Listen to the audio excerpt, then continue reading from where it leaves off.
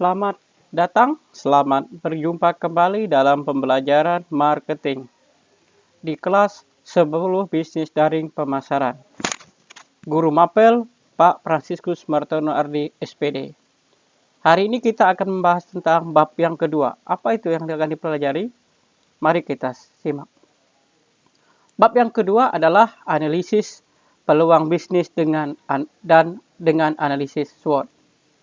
Materi yang akan dipelajari adalah yang pertama, pengertian dan ciri peluang usaha.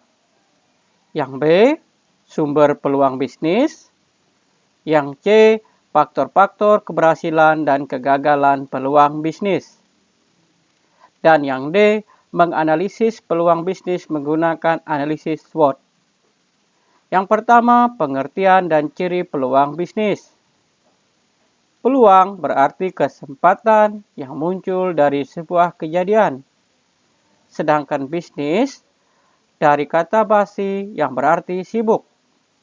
Jadi peluang bisnis merupakan kesempatan yang datang sehingga dapat dimanfaatkan untuk mendapatkan keuntungan.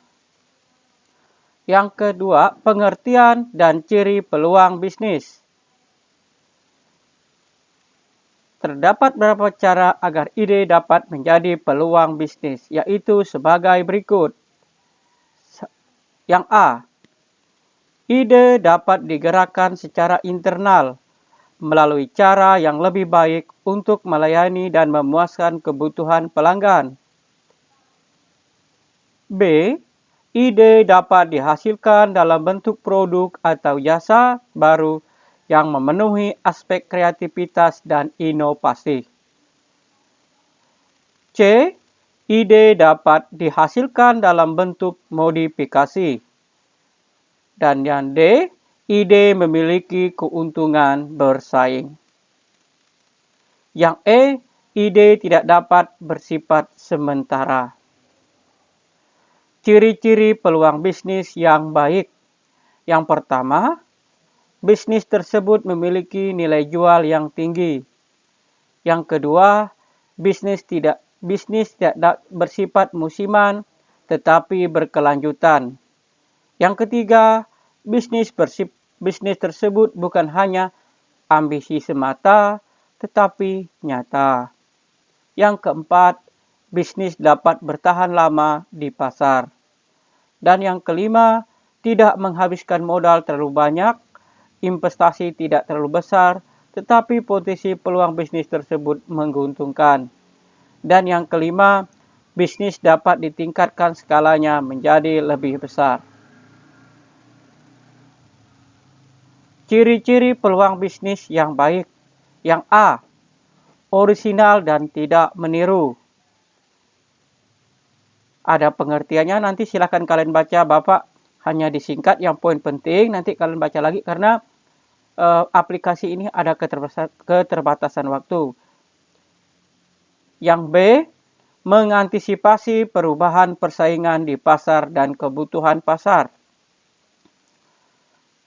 Yang C adalah sesuai keinginan. Yang D, kelayakan sudah teruji. Dan yang E, kreatif dan inovatif. Kreatif dan inovatif ini artinya ide kreatif dan inovatif bukan merupakan tiruan dari orang lain. Dan yang F, kelayakan dapat mewujudkannya. Yang G, terdapat rasa senang dalam menjalankan bisnis. Yang kedua, sumber peluang bisnis. Peluang dari diri sendiri, peluang dari lingkungan, dan yang ketiga, peluang dari perubahan yang terjadi. Keempat, peluang dari konsumen. Yang pertama kita bahas peluang dari diri sendiri. Ini adalah peluang yang paling potensial, yang sangat besar rasio kesuksesannya. Karena apa? Bersumber dari diri sendiri. Peluang yang berasal dari sendiri dibagi menjadi 3 kalau Bapak tidak salah ya. Yang pertama hobi, Misalnya, ya Lina memiliki hobi berdandan. Ia sangat gemar make up. Dari hobinya itulah Lina membuka jasa make up untuk wisuda maupun pernikahan. Kalian mungkin punya hobi-hobi yang lain. Ya, satu saat hobi kalian bisa menjadi mata pencarian untuk kalian ke depannya. Yang ke B, keahlian. Contohnya sudah ada, nanti kalian tinggal baca sendiri ini.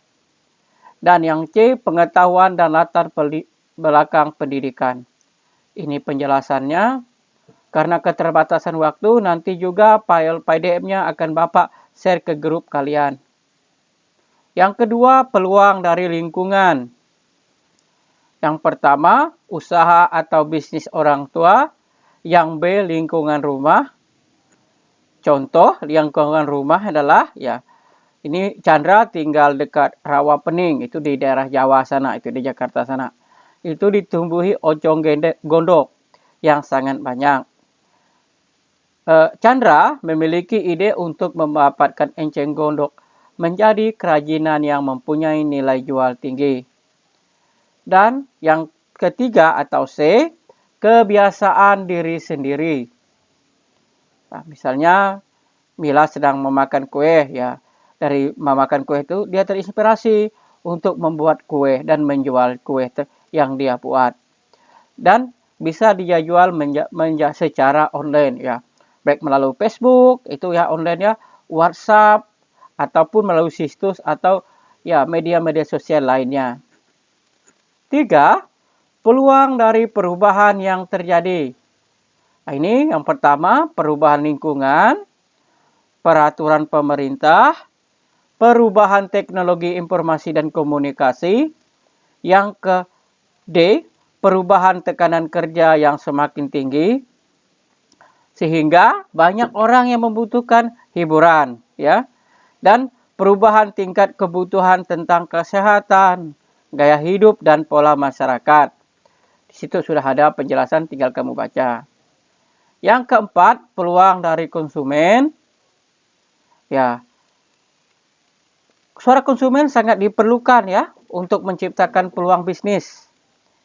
Yang pertama, saran konsumen terhadap barang atau jasa. Yang B, keluhan dari konsumen terhadap produk. Dan yang C, permintaan konsumen terhadap barang dan jasa dengan keinginan konsumen terhadap barang atau jasa. Dan yang D, harapan konsumen terhadap barang dan jasa yang ada ataupun belum ada di pasar. Yang C, faktor-faktor keberhasilan dan kegagalan peluang bisnis. Faktor keberhasilan peluang bisnis menurut Indro itu dibagi menjadi ada 6 ya. Ya. Pertama, peluang memenuhi ciri-ciri peluang bisnis yang baik. Bukan sekedar ide bisnis atau sekedar inspirasi saja. Peluang itu berasal dari hubungan yang bersinergi antara wirausaha dan usaha yang dijalankan, pasar serta produk yang dihasilkan. Peluang itu memiliki tingkat risiko kegagalan yang kecil bila dijalankan. Produk yang akan dihasilkan dari peluang itu telah diuji di pasar. Yang kelima, produk yang akan dihasilkan dari peluang tersebut mengikuti tren perubahan pasar maksudnya ya. Yang keenam, produk yang akan dihasilkan dari peluang itu dapat terus-menerus diinovasi dan ditingkatkan kualitasnya. Ada keberhasilan, ada juga kegagalan. Itu seperti mata uang yang sebelah dua belah ya. Jadi sekarang setelah kita melihat keberhasilan, peluang bisnis, sekarang kita lihat faktor kegagalannya apa saja sih? Ayo kita lihat bersama-sama. Ya, ini faktor kegagalan. Ini menurut Hendro juga di tahun 2006, ya bab 13 itu namanya buku ya. Dia membuat kegagalan bisnis menjadi 5. Yang pertama, peluang itu bersifat jangka pendek karena kebutuhan pasar bersifat musiman dan tidak kontinu.